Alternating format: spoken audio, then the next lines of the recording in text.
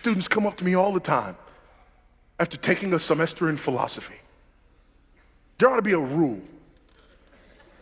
You should not be able to talk about philosophy unless you've had more than a semester of philosophy. If you haven't had any, that's fine. Talk away. But if you've had a semester, you are messed up. You'd be better off just not taking it at all. And they'll come up and they'll say things to me, and they've thought these things out.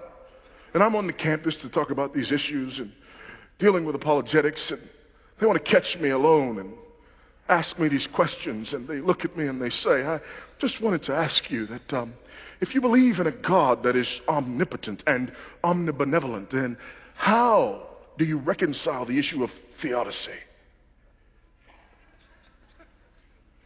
To which I respond, took a semester of philosophy, right? Well, yes, how did you know? Because if you hadn't, you'd have just said, listen, God's so powerful and so good, how come bad stuff happens?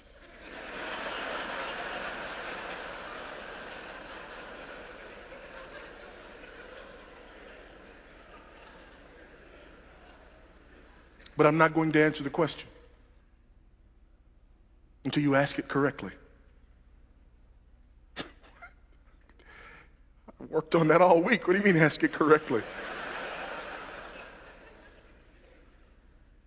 You're not asking the question properly. What do you mean ask the question properly? It's my question. You can't tell me how to ask my question. I will answer your question when you ask it properly. How do I ask it properly? Here's how you ask that question properly. You look me in my eyes and you ask me this.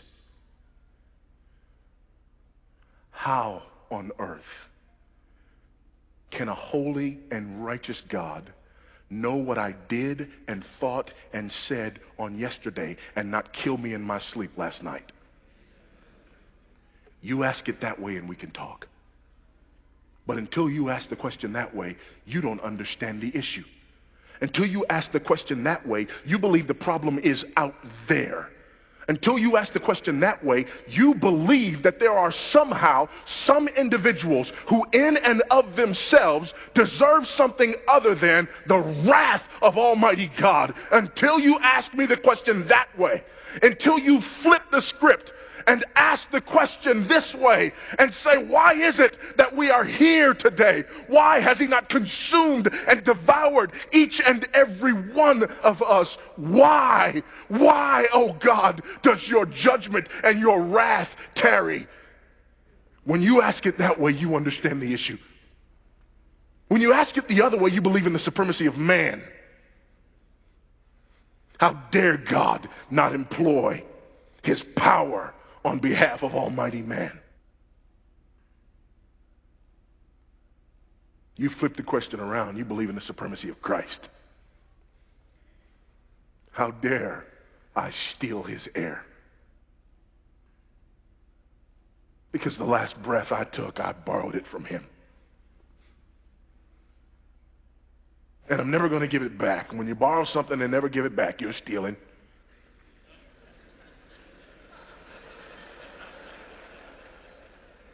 Some of you need to take a moment and get right now.